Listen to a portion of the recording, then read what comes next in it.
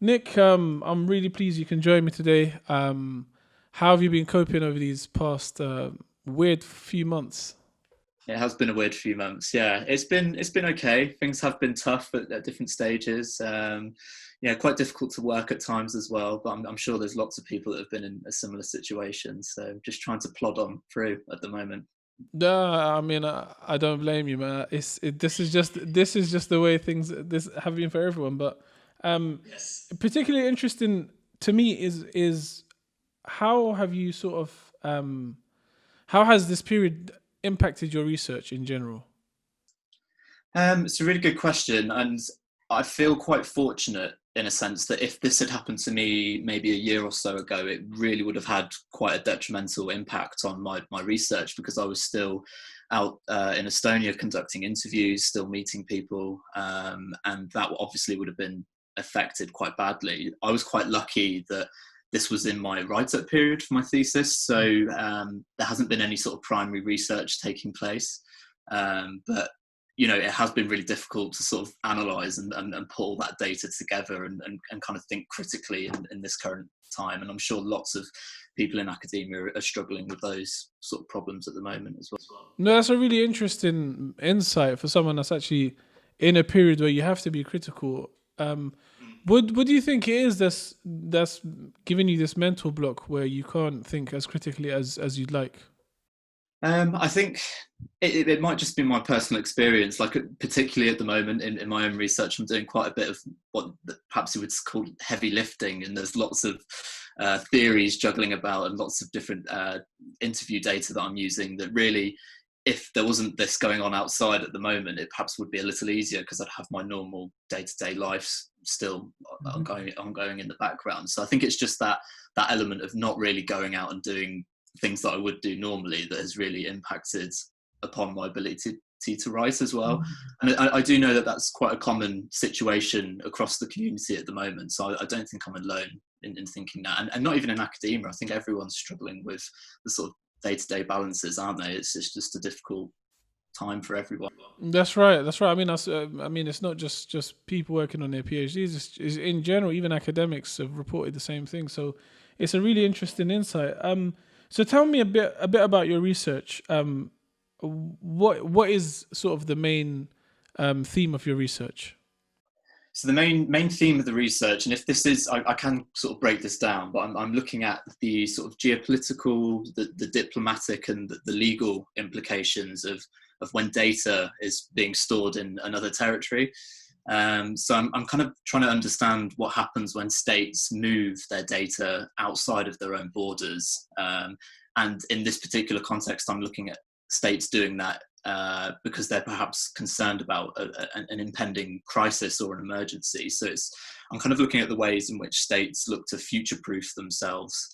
So potentially states that are at risk of natural disasters or cyber attacks in the case of Estonia, but also military conflicts as well. So how states look to sort of manage and function in this sort of new digital age that we live in.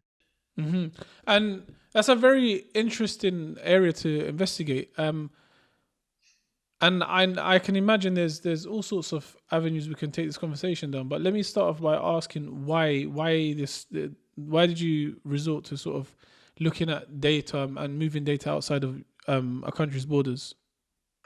So I guess it's purely contextually down to what I was researching before, and for the last 5 years now, I've kind of had an interest in Estonia as a country, and lots of things that they're doing in terms of sort of digitization processes in government, and they like to pronounce that they're very much sort of digital pioneers, and everything's online, and they use data in very specific ways. And I guess it kind of stemmed from there. And what I'm actually looking at is the Estonian government's attempts at sort of backing itself up to the cloud. So they're looking at storing their data in another country to potentially, to future-proof the state. That's kind of what I'm looking at, and it really started from there. My interest in.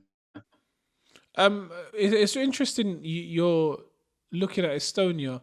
Um, and it's also interesting that Estonia are looking to back up their data somewhere else. But first, let me ask you, why Estonia? Is it because they're the only ones doing it, or Are there some other underlying reasons? Yeah, it's a good question. They are at the moment the only country that's doing this, and maybe we can talk about that later, and how quite often they're sort of seen as the sort of pioneers in terms of introducing things like a mandatory, a national identity card, a digital identity, which they were kind of forerunners in that sense.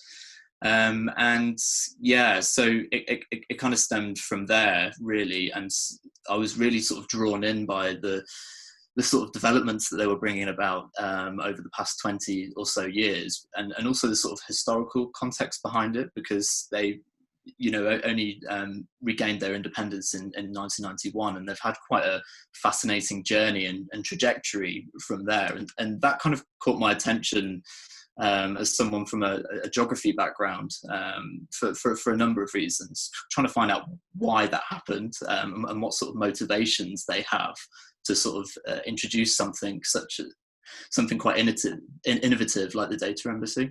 Mm-hmm. And for somebody that doesn't know much about Estonia, how would you sort of sum up the past few decades that they've had?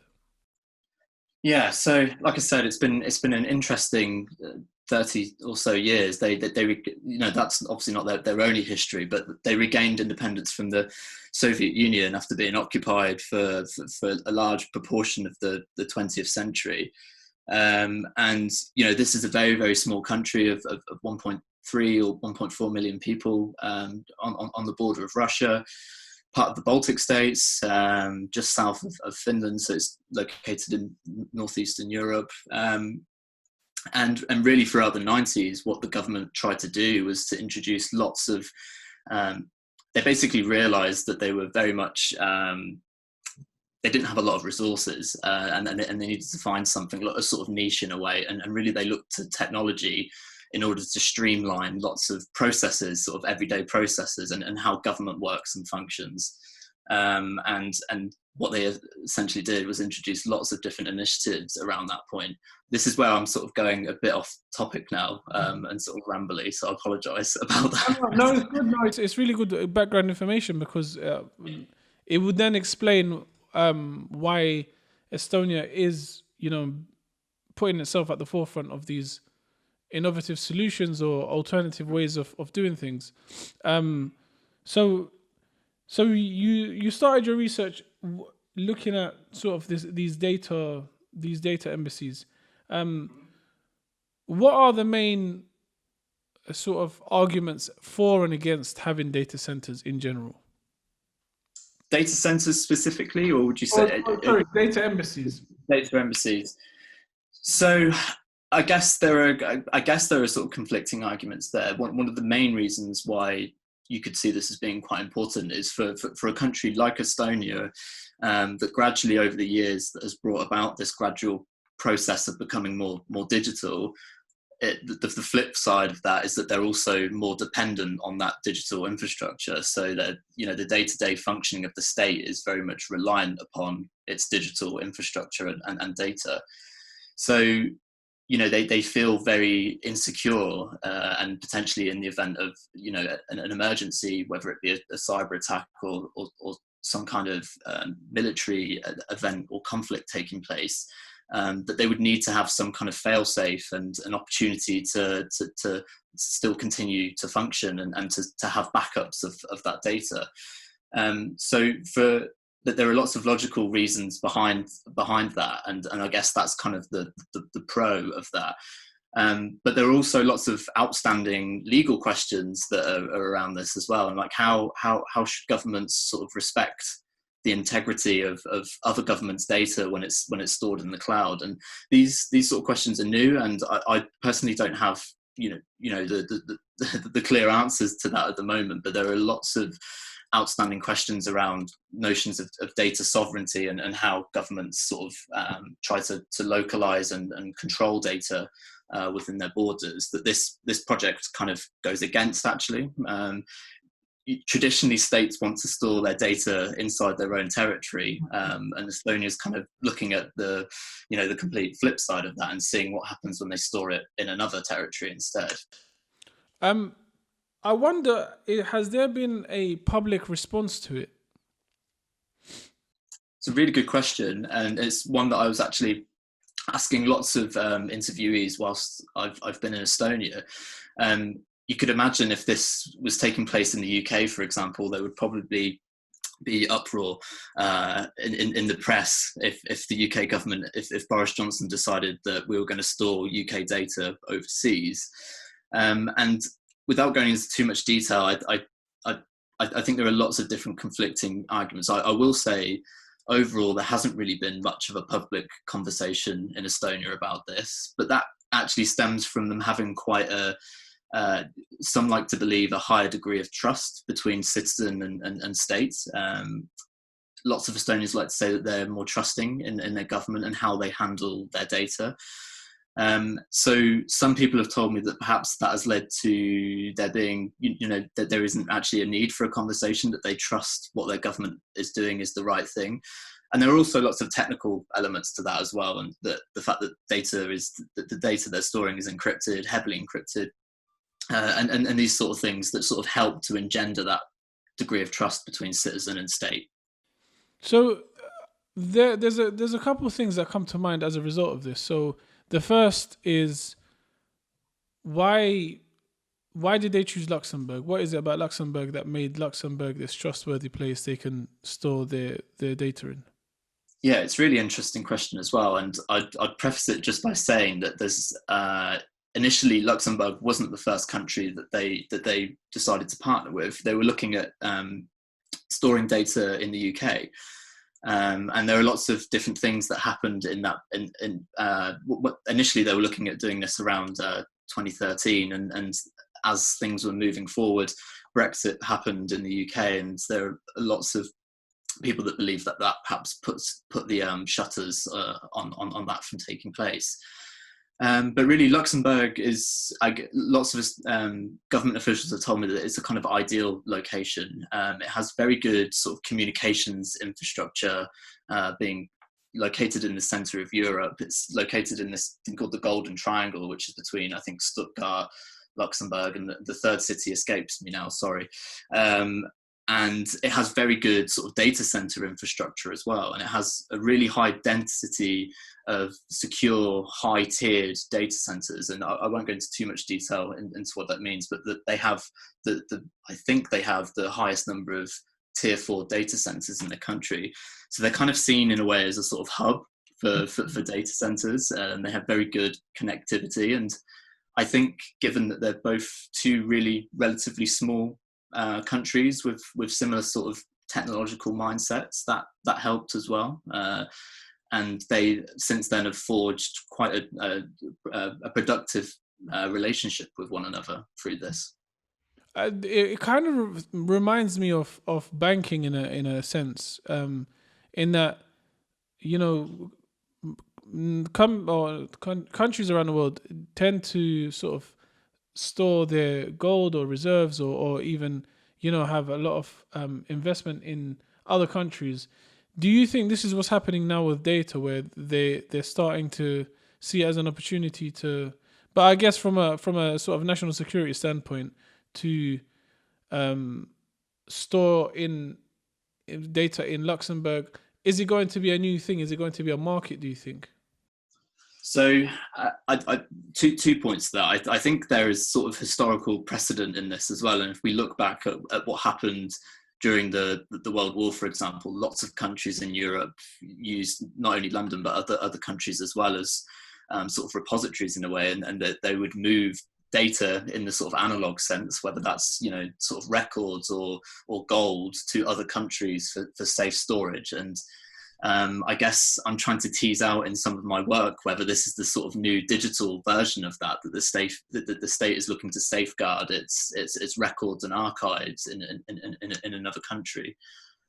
Sorry, I've forgotten the second part of the question as well there. So the question is it going to be like a competition, the same way there was like financial centers around the world? Yeah, so is this going to be a sort of new normal, or are more countries going to look to do this? It's a really good question, and I think we're a little bit too early days to sort of give any firm, concrete answers, but it has been really interesting sort of completing this thesis alongside the emergence of the data embassy itself, because I've witnessed other countries taking an interest in what Estonia is doing.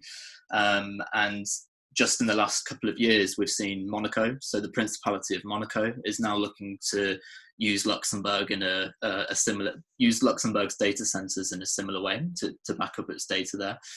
And now Estonia has set the precedent.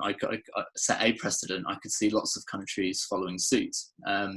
And Luxembourg actually now sees itself as a hub, so it kind of wants other countries to start storing its data within its data centers. So we could see this as a sort of, not a tipping point, but I think in the future lots of countries will follow Estonia's lead, particularly countries that are quite small and potentially quite vulnerable, because this is seen as a sort of an addition to a national security strategy, which it very much is for Estonia. This is not done just for sort of show and tell, like to sort of promote to the world that they're sort of digitally savvy. This does have a sort of national security element to it, which I think is really quite interesting and quite important.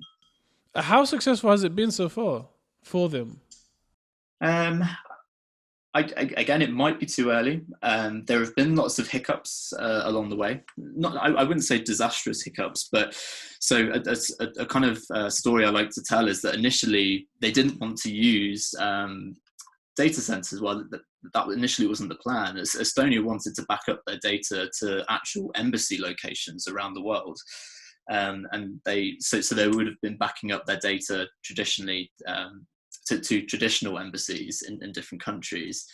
But they soon realized that traditional embassies perhaps didn't have the right technological infrastructure to sort of make that happen and for it to work in practice. So they kind of had to go back to the drawing board, and this is where the idea of storing data in a data center sort of came to fruition.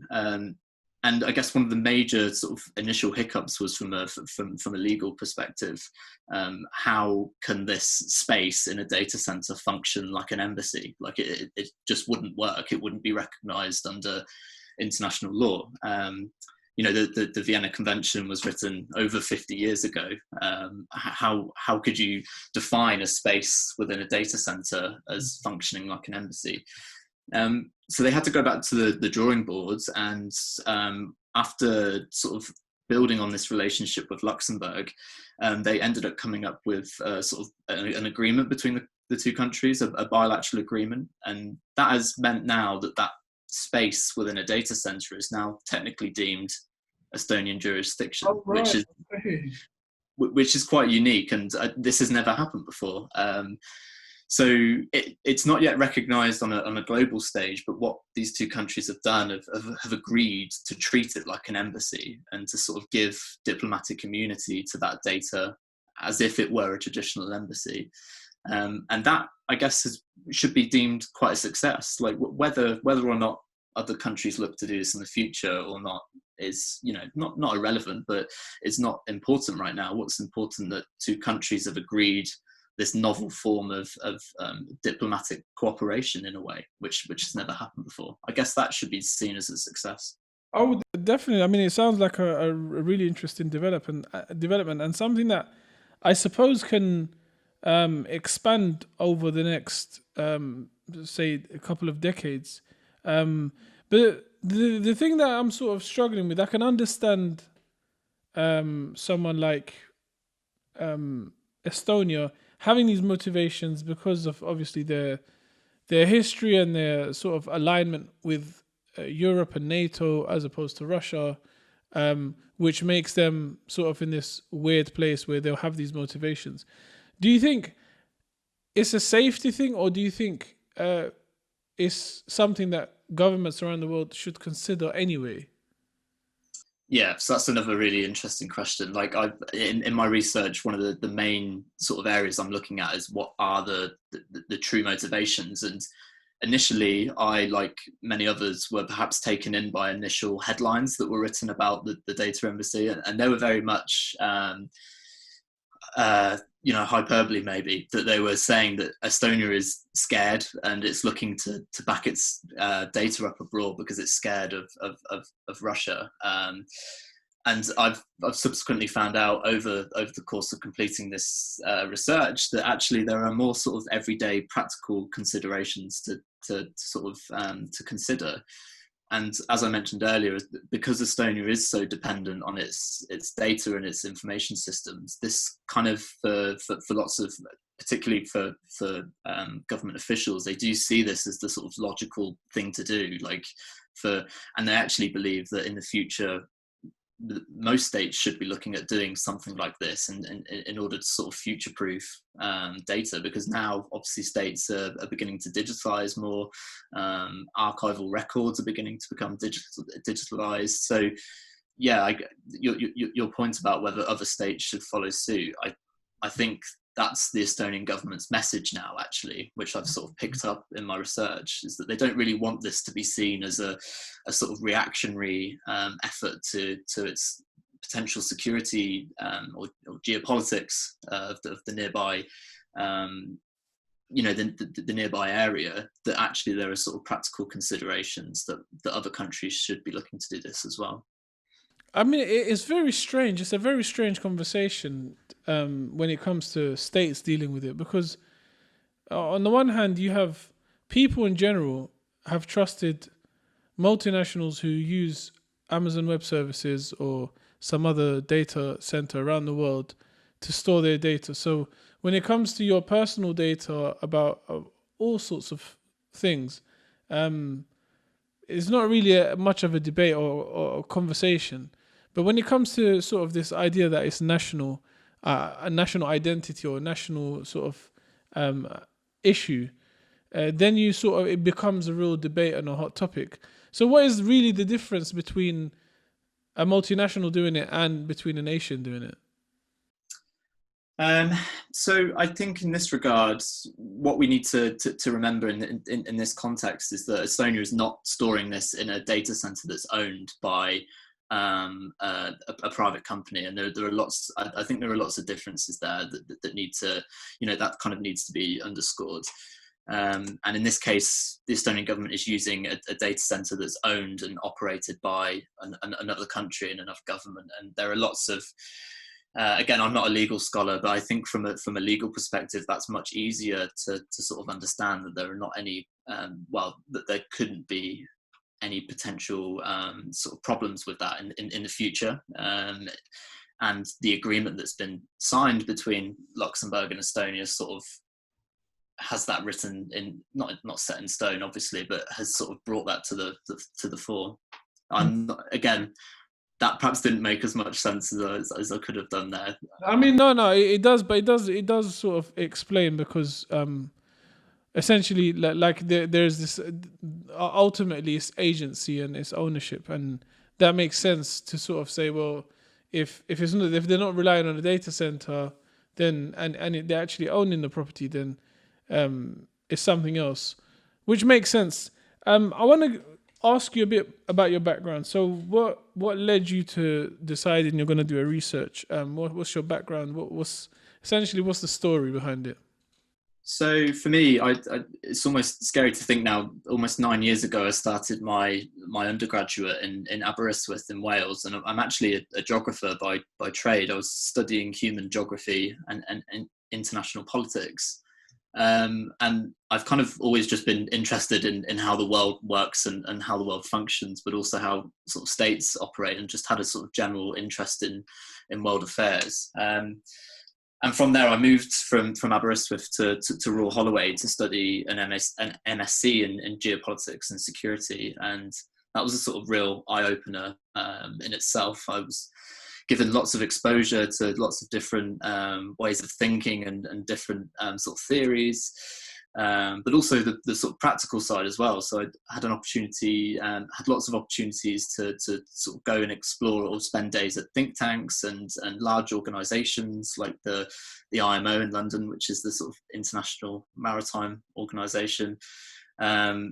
Sorry, that's sort of going off topic. And No, go ahead. The thing is, how did I end up in a department that's dedicated to cybersecurity? And that sort of just came about during my master's. I was very fortunate to spend some time working with others in another department at Royal Holloway that sort of specialised in information security and cyber security. And there was an opportunity towards the end of my master's. I was already doing a thesis on something Estonia related and sort of technology related. And there was an opportunity to join another department and to learn more about cybersecurity. And I sort of jumped at that chance because it was a fantastic opportunity to sort of step into a new area, really, and apply my sort of knowledge and interest in one area and sort of build it up in a sort of burgeoning new discipline, I guess.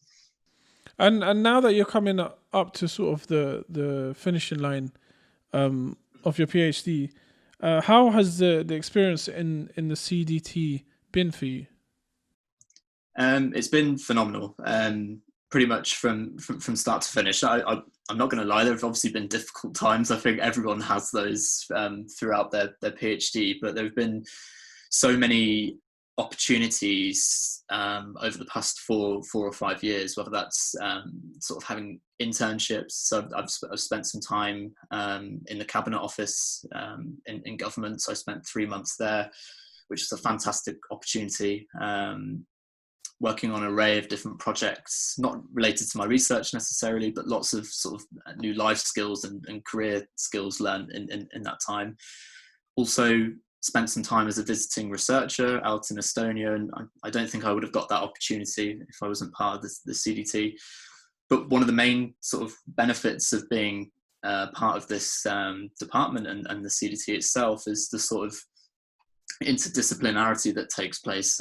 I've been fortunate to share desks or sit next to other colleagues, researchers that are studying completely different things to me. I've normally sat next to a cryptographer or a mathematician or a psychologist or someone who's got more of a politics background, and sort of almost like a melting pot in a way, I guess. And that's been the sort of the biggest benefit of just studying and researching alongside such a fascinating group of students and researchers. It's been brilliant.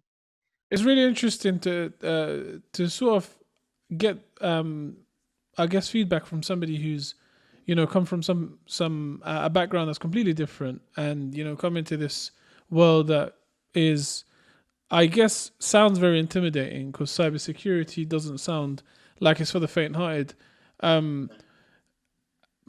So now that you've sort of had your journey through the CDT and you've done all this work on Estonia, do you think that you're going to concentrate much of your energies in the future on Estonia, or are you do you have any other sort of plans in mind for the future?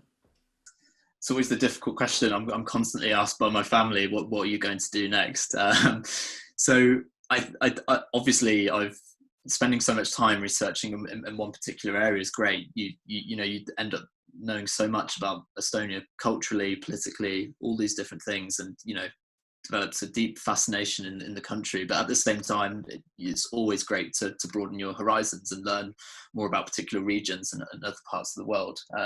So if I was to stay in research, I obviously would love to still write and research about Estonia, but also take on more opportunities and learn more, particularly in cybersecurity, because there are lots of fascinating developments at the moment in research, whether that's around sort of human factors, sort of social or socio-political elements of cybersecurity, and also sort of psychological aspects as well. I think there's now a sort of real turning point in the sort of discipline and a recognition that these elements are just as important as the sort of technical parts as well.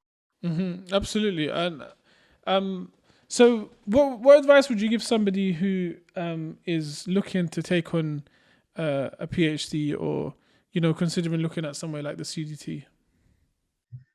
It's a good question. I would say make sure you have the drive and the passion to want to study cybersecurity. I'm sure lots of people do. It's and an appetite to sort of, perhaps if you've come from another discipline, to sort of think of ways that you can apply your own interests, your own research interests in a entirely different new light. And yeah, I don't really know, actually. It's a really interesting question. I mean, advice in general for just taking on a PhD in general. What kind of? I mean, considering that you've almost finished your 4 or 5 years, what advice would you give to somebody who's about to start on that journey, set off on that journey? What kind of things to expect? Things to expect. One thing I would say is to take as many opportunities as you can throughout this process. Whether you're studying just a sort of a traditional, perhaps more traditional 3-year PhD, or something like the CDT, where you get an extra year at the start, which we were fortunate to have as a sort of training year, to take on as many opportunities and sort of broaden your horizons as much as possible, because there are so many fascinating things that you can do that can sort of benefit and potentially lead you down a new unexpected path, and that's happened quite a few times for myself. So I think that sort of bringing a sort of energy to it as well, but an understanding that it is going to be a lot of hard work, but it can be a lot of fun, and you can benefit so much from that time studying in the CDT in particular. No, that's really good advice, and I think it's something that a lot of people sort of think that they have to focus all their energy on the PhD and not take these opportunities when they present themselves, which is also always, in my opinion, a downside, because, like you said, I mean, you personally experienced, working in the cabinet office and going to the IMO and that sort of stuff. So, I mean, I think that advice is really, really good. So now that you sort of you've had this, I guess, all this background about Estonia, all this, and I guess from a cybersecurity perspective, do you think that you'd stay in cybersecurity research now, or you looking to branch out and just look at completely different things? I think I 100% would. I think if there was a sort of there isn't a sort of interdisciplinary element to my research, and I'm very interested in cybersecurity and things around digital governance, but also my more traditional subjects around geography and geopolitics. And I think there's definitely a space emerging in that sort of area where scholars are thinking more about how, in particular with regards to my own research, how data is stored in other countries, like these sort of important questions that are sort of emerging at the moment, and away from academia as well, whether it's moving into sort of policy or perhaps into the private sector. I absolutely would like to stay in the cybersecurity industry, because there are so many fascinating opportunities and experiences to be had, that I would love to, and I'd jump at a chance to take any of those. Excellent. Where can people find you online? How can people get access to anything you've written, or just reach you in general?